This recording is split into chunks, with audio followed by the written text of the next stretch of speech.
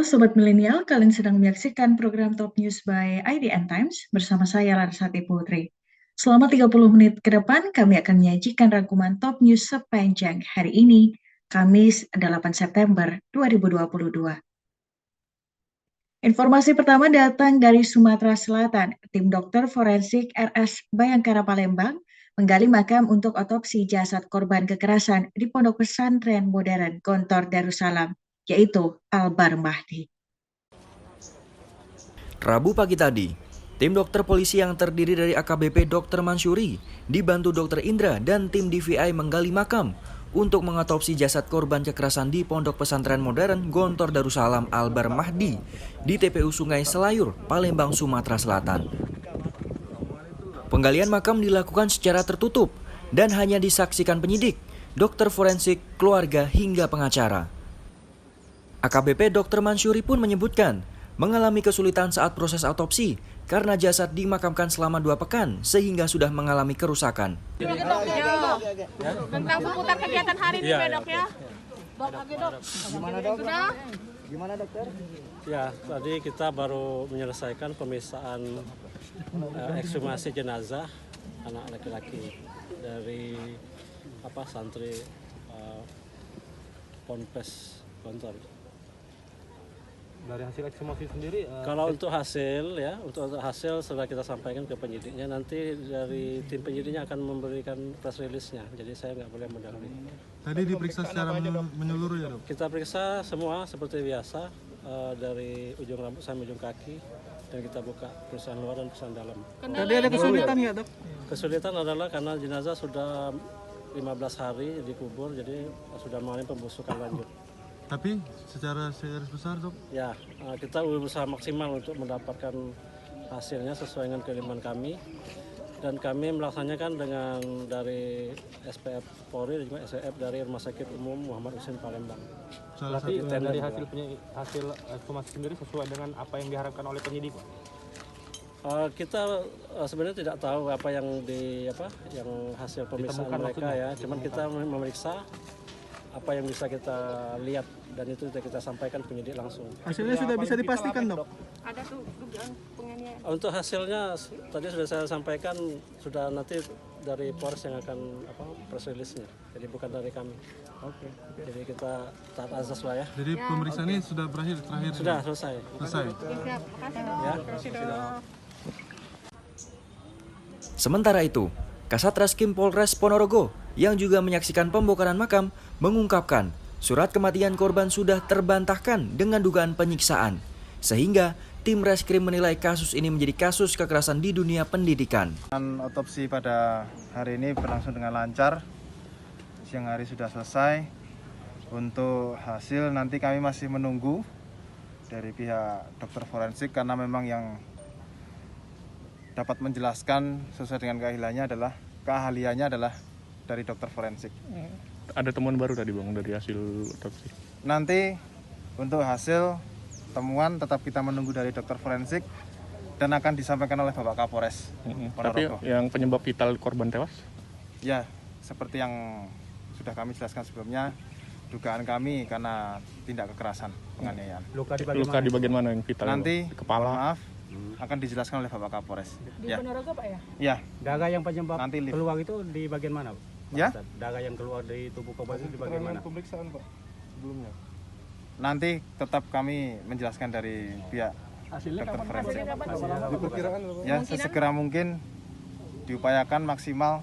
Nanti kami koordinasi dengan dokter forensik. Untuk di Palembang sendiri agendanya setelah ini apa lagi, Pak? Ya, setelah ini kami sudah selesai melakukan seluruh rencana tindak lanjut kami yang ada di Palembang. Terakhir nanti hari ini akan melakukan penyitaan terhadap barang bukti berupa baju dan juga celana milik almarhum. Ya, nanti kami ambil dari pihak keluarga. Itu yang kemungkinan pengambilan keterangan keluarga untuk data Ponorogo, Pak? Ya, sementara sudah cukup dari sore hari kemarin sampai dengan malam hari sudah kami rampungkan semuanya untuk pemeriksaan bapak dan ibu korban. Kapan Pak pengambilan barang bukti dari keluarga? Ya, nanti akan diserahkan oleh pihak keluarga. Oh, siap. Proses otopsi pun berlangsung cepat, sejak pukul 9 pagi hingga 12 siang waktu Indonesia Barat. Dan tim Dokpol akan segera mengidentifikasi bekas luka yang sudah dikantongi oleh reskrim sehingga memudahkan untuk polisi dalam bekerja mengusut kasus ini. 2 orang santri yang diduga telah melakukan penyiksaan terhadap Albar pun kini sudah diamankan di Polres Ponorogo, Jawa Timur. Kita beralih ke informasi selanjutnya. Hari ini hujan deras mengguyur area patung kuda Arjuna Wiwaha, Jakarta Pusat. Meskipun begitu, massa dari BEM seluruh Indonesia yang ada di lokasi tetap lanjut berunjuk rasa menolak kenaikan harga BBM. Massa tetap bertahan dan membentuk barisan di belakang mobil komando meski dalam kondisi basah kuyup. Massa membawa spanduk dan bendera menolak kenaikan harga BBM.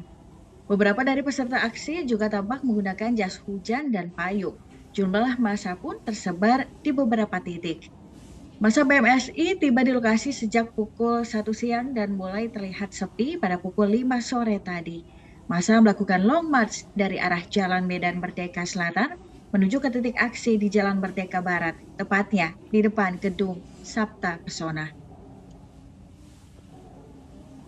Masih terkait gelombang demo penolakan kenaikan harga BBM subsidi kali ini yang terjadi di 2 daerah istimewa, yakni Aceh dan Yogyakarta. Aksi yang berlangsung pada Rabu kemarin diwarnai dengan kericuhan antara demonstran dengan aparat kepolisian. Berikut kita simak informasi selengkapnya.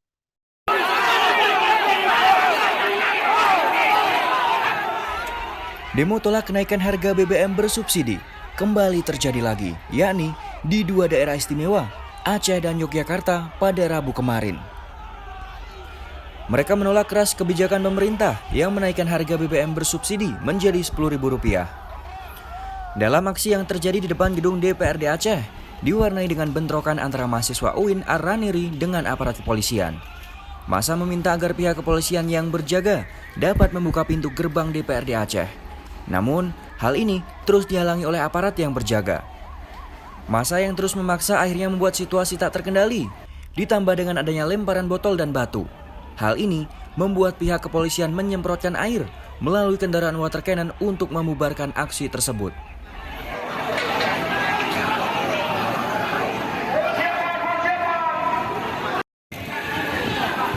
Massa yang tak terima akhirnya merusak dan membakar sejumlah papan bunga yang ada di area depan DPRD Aceh.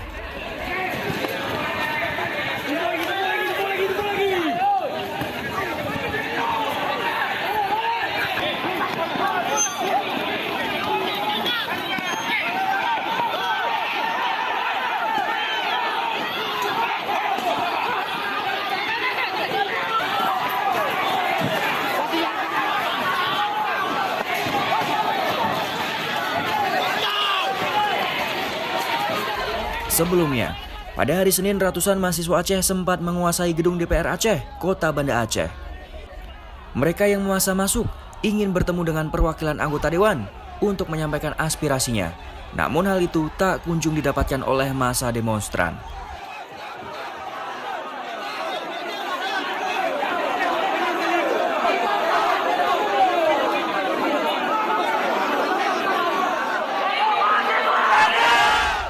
Meski demikian, ratusan mahasiswa yang menggelar aksi penolakan kenaikan harga BBM berhasil masuk dan menguasai gedung DPR Aceh Kota Banda Aceh.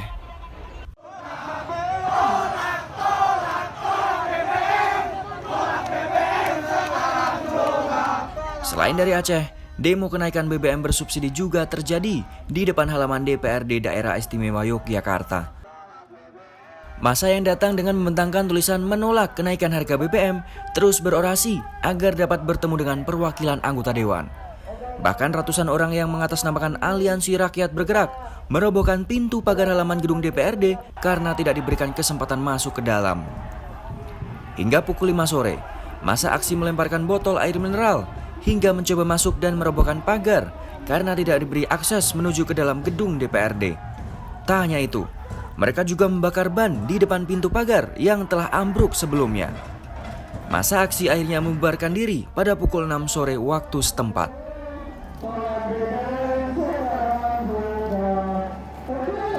Kita beralih ke informasi terbaru dari obstruction of justice kasus pembunuhan berencana Brigadir J. Mantan Paur Subaksumda Bakrenmin Div Propam Polri AKP Diah Chandrawati menjalani sidang etik terkait kasus pembunuhan berencana Brigadir J pada hari ini. Kabag Penum Div Humas Polri, Kombes Pol Nurul Azizah menilai AKP Diah sidang karena tidak profesional dalam menangani penyidikan kasus yang melibatkan mantan Kadif Propam Polri, Verdi Sambo. Sidang etik terhadap AKP Diah pun dinilai bukan sebagai obstruction of justice atau menghalangi penyidikan dalam kasus pembunuhan Brigadir J karena tingkat pelanggaran yang dilakukannya termasuk ke dalam golongan sedang. Meskipun begitu, Polri tidak memberikan informasi yang merinci tentang peran AKP Diah dalam kasus ini. Sebelumnya, nama AKP Diah Chandrawati memang sempat masuk ke dalam daftar 24 personel Polri yang dimutasi ke Yanma Polri terkait kasus pembunuhan Brigadir Yosua. Sidang etik obstruction of justice ini pun akan dilanjutkan pada pekan depan dengan tersangka mantan Karopaminal Brigjen Hendra Kurniawan, lalu mantan Wakaden B. Propaminal Polri AKBP Arif Arrahman, dan terakhir mantan Kasubnit 1 Subdit 1 di Ditipidum Bareskrim Polri AKP Irfan Widianto. Selanjutnya, hari ini, tersangka pembunuhan berencana Brigadir J. Verdi Sambo menjalani tes Polri atau uji kebohongan menggunakan lie detector di Puslap 4 Polri Sentul, Jawa Barat. Kadif Humas Polri, Irjen Pol Dedi Prasetyo mengatakan Sambo menjalankan tes poligraf atau uji kebohongan menggunakan lie detector pada hari ini di Puslap 4 Polri, Sentul, Bogor, Jawa Barat. Sebelumnya, tim SUS juga melakukan tes poligraf terhadap 3 tersangka lainnya. Mereka adalah Baradae, Bribka RR, dan Kuat Ma'aruf. Hasil tes dari ketiga tersangka tersebut adalah no deception indicated alias jujur. Begitupun dengan sang istri Putri Chandrawati bersama asisten rumah tangga, yaitu Susi, sudah menjalankan tes poligraf pada hari Rabu kemarin. Tetapi Polri tidak membuka hasil tes poligraf apakah Putri dan Susi dinyatakan jujur atau tidak. Hasil tes Putri dan Susi nantinya akan diungkapkan secara langsung di persidangan karena dianggap sebagai alat bukti dan juga petunjuk.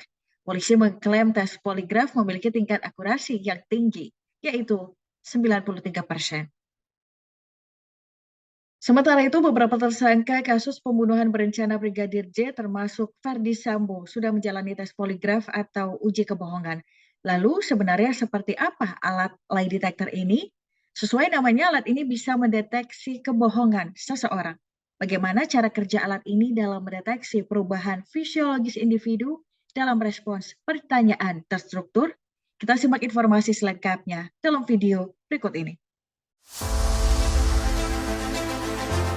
3 tersangka dan 1 saksi kasus penembakan Brigadir J menjalani tes kebohongan di Puslap 4 Polri.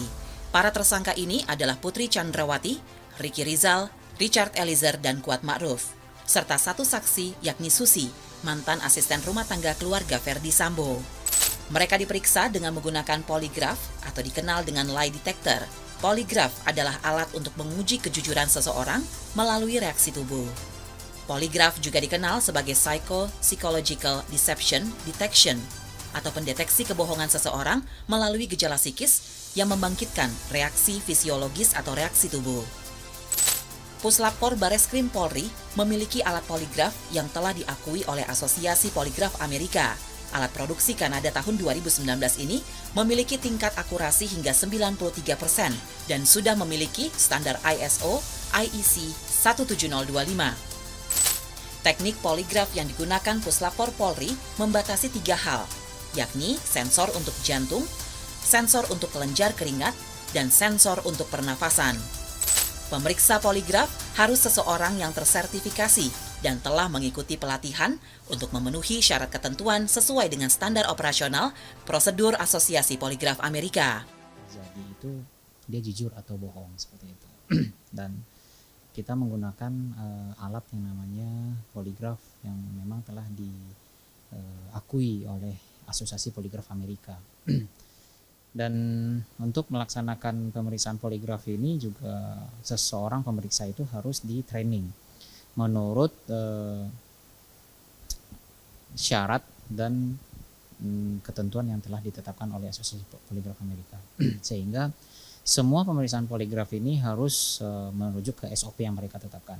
Nah, kemudian setelah dilakukan training, kemudian telah mendapatkan SOP yang telah ditetapkan, barulah seseorang itu dapat disertifikasi oleh Asosiasi Poligraf Amerika atau oleh sekolah-sekolah yang mereka tunjuk gitu.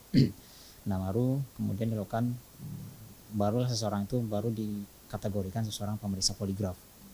Nah, saat melakukan pemeriksaan poligraf itu ada beberapa kriteria yang harus dilakukan, yakni pemilihan metode atau form teknik pertanyaan yang akan dilakukan. Nah, dalam pemeriksaan yang dilakukan di Indonesia ini, khususnya oleh Polri, itu menggunakan teknik form pertanyaan itu adalah Utah ZCT namanya. Nah, kenapa namanya Utah? Utah itu merujuk ke penelitian dilakukan di Universitas Utah di Amerika. Nah, ZCT itu artinya Zone Comparison Test. Jadi menggunakan teknik pertanyaan pembanding. Nah, untuk Utah sendiri kenapa digunakan di Indonesia, khususnya di Polri? Hal itu dikarenakan akurasi dari penggunaan teknik form pertanyaan ini adalah di atas 92%. Nah, karena dalam evidentiary untuk evidentiary atau untuk project justisia itu, atau untuk menjadikan sebagai alat bukti, disyaratkan oleh Asosiasi Poligraf Amerika itu harus akurasinya di atas 92%. Nah, makanya kita menggunakan Utah. Kemudian nama lain poligraf itu juga adalah psychophysiological deception detection, atau pendeteksian kebohongan seseorang melalui gejala psikis yang kemudian membangkitkan bentuk reaksi fisiologis atau reaksi tubuh gitu. Reaksi tubuh manusia itu berbagai macam sebetulnya. Ada ketika seseorang itu berbohong, reaksi tubuh melalui jantung sehingga degupnya makin kencang waktu dia berbohong, atau bisa melalui pernafasannya sehingga nafasnya itu menjadi berat ketika dia berbohong, atau melalui kelenjar keringat sehingga ketika dia berbohong tuh keringat dinginnya keluar. Nah, ada juga reaksi tubuhnya itu berupa asam lambungnya naik, atau bisa berupa pupil matanya membesar, atau melalui ketegangan di area otaknya meningkat seperti itu. Nah, namun di dalam teknik poligraf ini kita membatasi hanya 3 hal, yakni sensor untuk jantung, sensor untuk kelenjar keringat yang ditaruh di ujung jari, kemudian sensor untuk pernafasan. Nah, pernafasan ada yang pernafasan dada dan pernafasan perut. Kenapa ada 2? Karena manusia itu ada yang cenderung nafas dada, ada yang cenderung nafas perut. Nah, pertanyaannya seperti ini. Orang itu berbohong pasti ada sebab gitu kan. Penyebab orang bohong itu sebetulnya minimal ada 3 hal yang harus dipenuhi. Kenapa orang berbohong? Yang pertama adalah adanya terancamnya jiwanya. Ketika seseorang terancam jiwanya, maka dia akan berbohong. Atau terancamnya hartanya. Harta ini bisa jabatan, bisa hartanya secara langsung, mungkin ada yang jambret, ada yang rampok. Pasti dia akan berbohong. Serahkan hartamu katanya. Saya nggak ada gitu, padahal dia ada sebetulnya kan. Atau melewati apa lagi? Karena adanya ancaman terhadap kehormatan. Kehormatan itu bisa nama baik dia, bisa kedudukan status sosial dia akan rusak ketika dia akan bicara jujur, sehingga dia akan berbohong. Nah, bohong di sini dalam terminologi poligraf sebetulnya adalah menutupi suatu fakta dan menampilkan fakta yang lain. Makanya pemilihan kata di poligraf itu adalah deception. Deception itu artinya menyembunyikan sesuatu dan menampilkan sesuatu yang lain. Saat pemeriksaan poligraf, ada beberapa kriteria yang harus dilakukan, yakni pemilihan metode atau teknik pertanyaan yang akan dilakukan. Tim Puslap 4 Polri menggunakan metode yang merujuk pada penelitian yang dilakukan di Universitas Utah, Amerika Serikat, yaitu Utah ZCT, dengan menggunakan teknik pertanyaan pembanding. Sebagai alat bukti, syarat yang dikeluarkan oleh Asosiasi Poligraf Amerika, tingkat akurasi harus di atas 92%. Maka teknik pertanyaan Utah ini digunakan di Indonesia, khususnya di kepolisian. Adapun fungsi poligraf, yaitu untuk mendapatkan kejujuran seseorang secara profesional, mendeteksi seseorang melakukan kebohongan, untuk membuktikan ketidakbersalahan, untuk membersihkan nama baik, dan menyelesaikan permasalahan dengan segera, serta investigasi kasus kejahatan dan pre-employment screening. Dalam tahapan pemeriksaan poligraf, seseorang tidak serta-merta dipasangkan alat dan diajukan pertanyaan. Ada 2 tahapan yang harus dilakukan terlebih dahulu. Tahap pertama, terperiksa akan diwawancara terlebih dahulu oleh pemeriksa. Wawancara ini bertujuan untuk memastikan kesiapan subjek secara jasmani dan rohani, membangun hubungan untuk menyamakan bahasa dan empati, mengetahui latar belakang sosial terperiksa, menjelaskan prinsip kerja alat. Pemeriksa kemudian mempelajari terperiksa dan bahasa tubuh terperiksa, menyamakan persepsi kedudukan kasus, dan mempersiapkan pertanyaan dalam tes. Setelah itu, baru dilakukan pemeriksaan poligraf. Namun sebelumnya, pemeriksa akan menanyakan kesediaan terperiksa untuk dipasangi alat poligraf. Ini merupakan prosedur yang dilakukan dengan tetap menjunjung prinsip hak asasi manusia. Pemeriksaan poligraf bisa berlangsung selama 3-6 jam dengan single issue. Hasil dari poligraf berupa grafik yang nantinya akan dituangkan ke dalam form hand scoring untuk dilakukan analisa sebagai hasil dari pendapat ahli berupa berita acara pemeriksaan. Inilah salah satu metode scientific crime investigation yang digunakan Polri untuk mengusut kasus penembakan Brigadir J secara transparan dan profesional.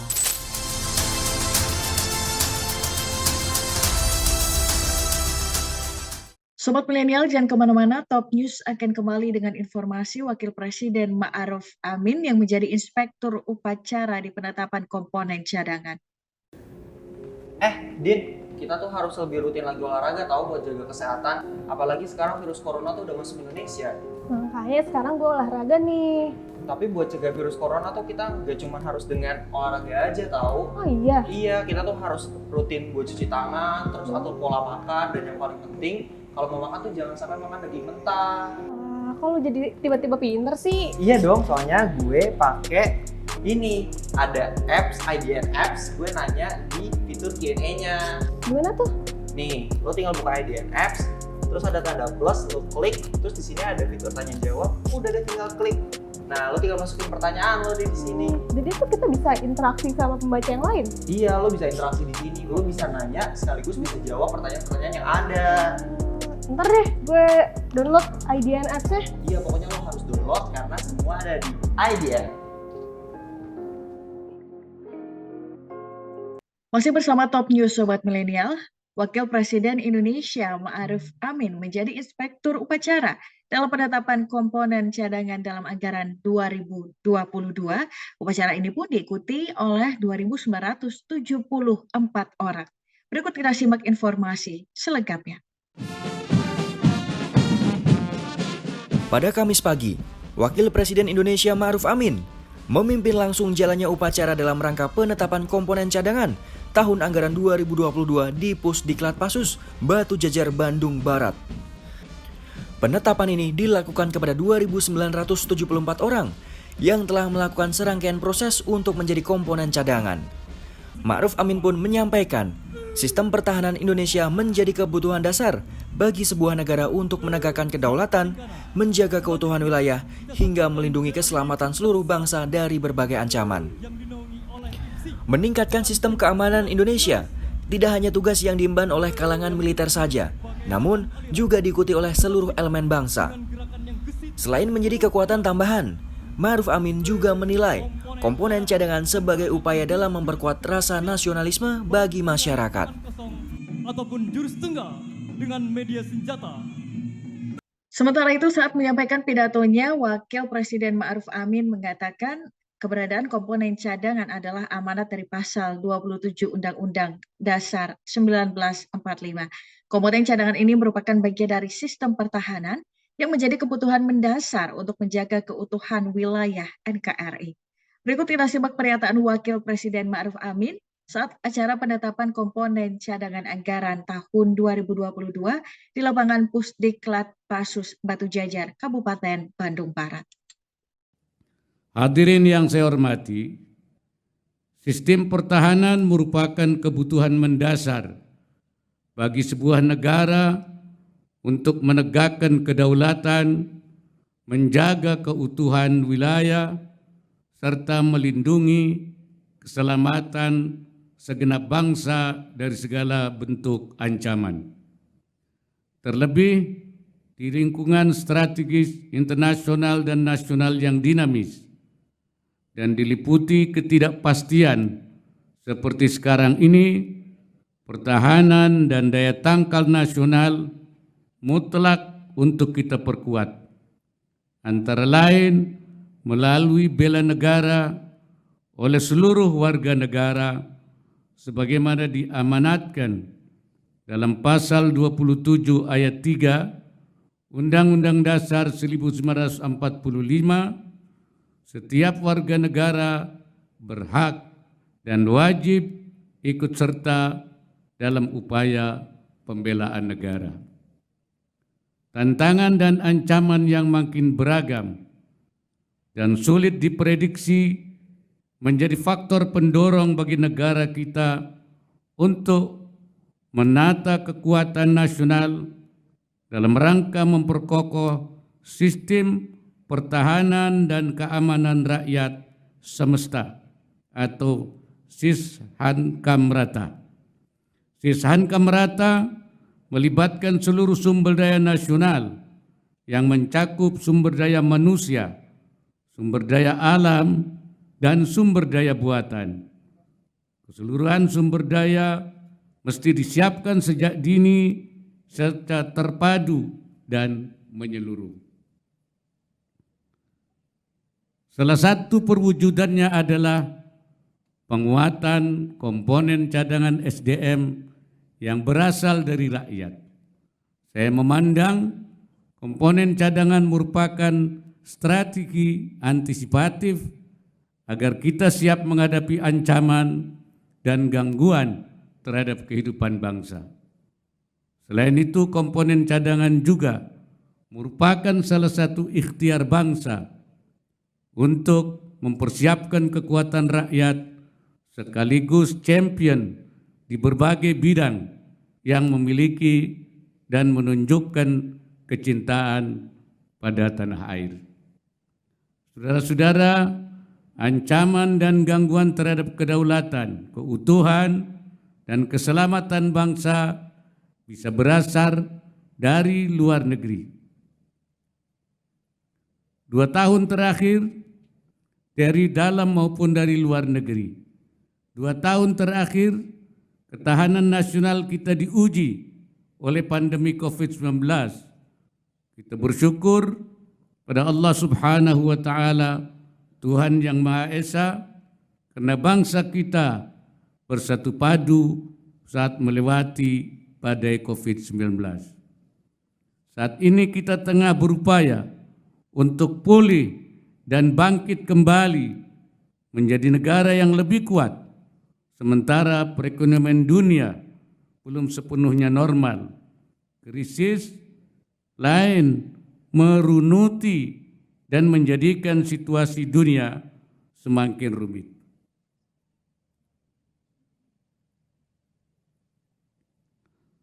Penguatan ekonomi yang berkelanjutan dan berkeadilan, reformasi sistem kesehatan, dan perbaikan tata kelola pemerintahan menjadi beberapa fokus bangsa saat ini yang akan berkontribusi pada penguatan ketahanan nasional. Terkait hal ini, salah satu misi penting yang dapat diemban oleh komponen cadangan adalah dengan meningkatkan pemahaman terhadap isu-isu global, menanamkan kesetiakawanan sosial, serta menebarkan toleransi dan moderasi untuk mempererat persatuan dan kesatuan. Modal sosial ini sangat bernilai dalam menunjang transformasi Indonesia ke depan menuju Indonesia maju. Pada kesempatan yang baik ini saya ingin menitipkan beberapa pesan. Pertama, pelatihan pertahanan komponen cadangan agar didesain dalam perspektif yang luas, menggabungkan pola pertahanan konvensional dan ancaman non-tradisional. Pertahanan modern mengutamakan teknologi informasi dan komunikasi, serta peralatan canggih berbasis digital perlu untuk dimasukkan di dalam kurikulum pelatihan. Kedua yaitu dikembangkan narasi yang optimistik dalam komunikasi publik terkait peran dan fungsi komponen cadangan, sehingga muncul kesadaran kolektif seluruh anak bangsa untuk ambil bagian dalam upaya bela negara yang bisa diwujudkan dalam berbagai bentuk. 3. Promosi bela negara pada generasi muda membutuhkan terobosan yang inovatif. Kembangkan pelatihan yang kreatif dan kekinian agar program bela negara efektif menjangkau berbagai kelompok sasaran. Terakhir, setelah menyelesaikan pelatihan, anggota komponen cadangan agar tetap menjaga mandat sebagai komponen cadangan seraya terus menjadi inspirasi bela negara bagi masyarakat. Akhirnya, saya ucapkan selamat atas penetapan komponen cadangan tahun 2022.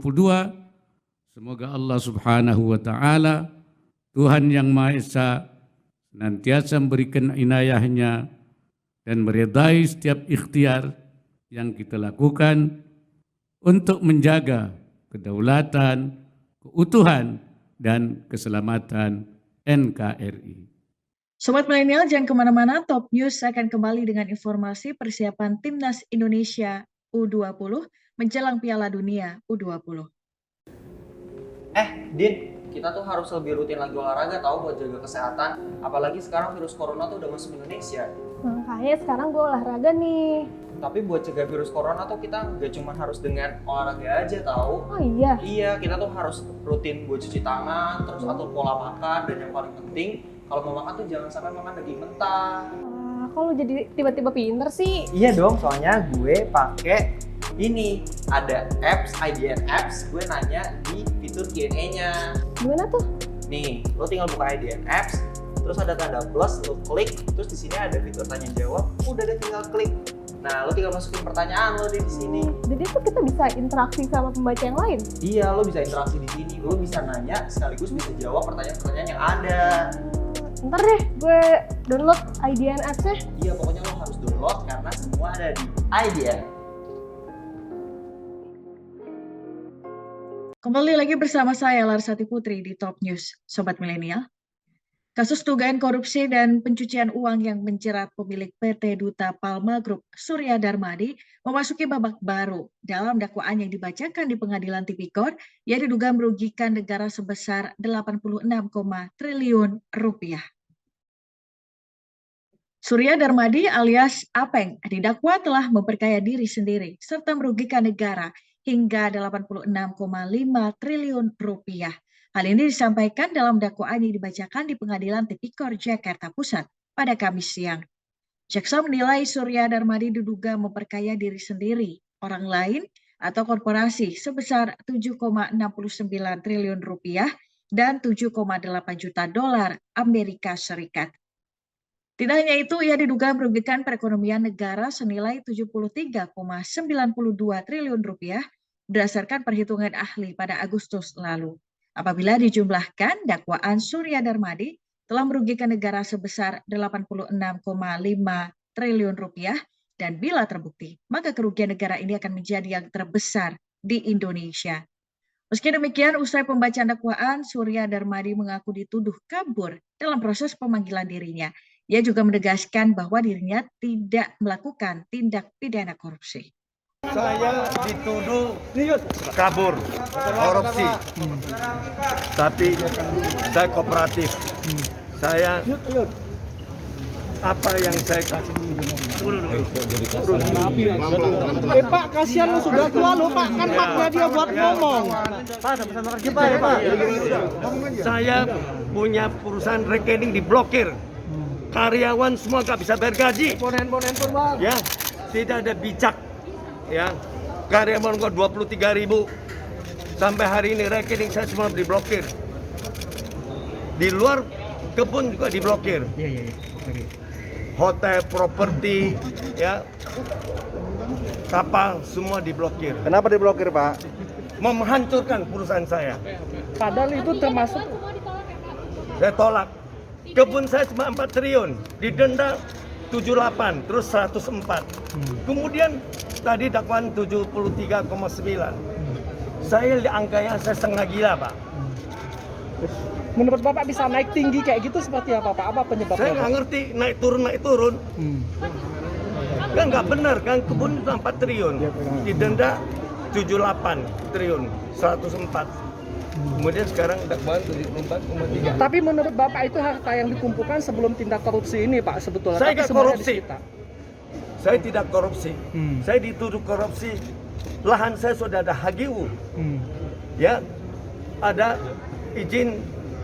Ya nanti lagi. Izin UCK. Ya. Kita beralih ke informasi berikutnya. Menjelang persiapan Piala Dunia U20 yang akan berlangsung pada 2023 di Indonesia, Ketua Umum PSSI Muhammad Iryawan menjadwalkan keberangkatan Timnas Indonesia U20 ke berbagai negara untuk melakukan pelatihan. Piala Dunia U20 yang semestinya berlangsung di tahun 2021 harus tertunda karena pandemi COVID-19 di berbagai negara.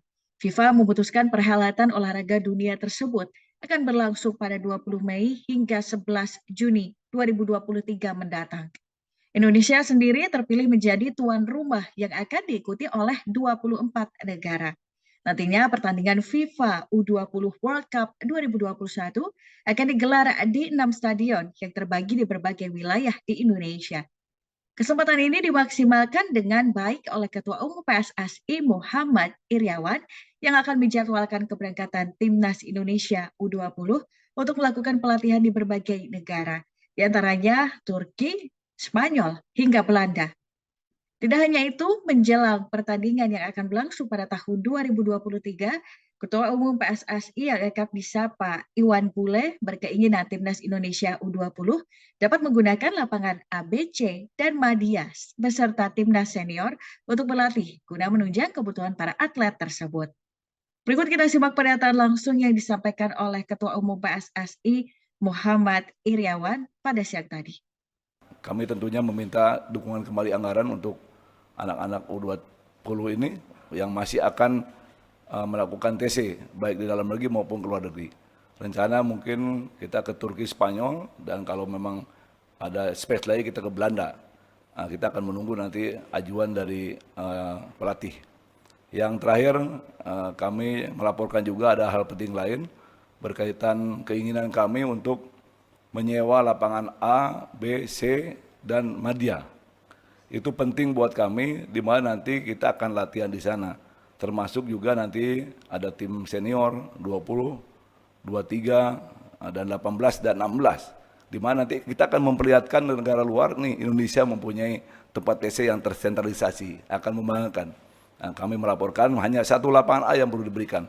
Kami berharap pihak pengelola bisa memberikan itu pada kami sehingga bisa dipakai dan kami pun siap untuk berkontribusi mungkin sesuai apa yang dilakukan oleh umum lainnya. Informasi tadi menutup perjumpaan kita hari ini Sobat Milenial. Terima kasih sudah menyaksikan Top News. Ikuti terus perkembangan berita-berita terbaru hanya di IDN Times. Dan saksikan terus Top News by IDN Times setiap Senin hingga Jumat pukul 18.30 waktu Indonesia Barat. Dan jangan lupa untuk download IDN App. Salam Sati Putri bersama tim yang bertugas mengucapkan terima kasih. Terus patuhi protokol kesehatan dan sampai jumpa.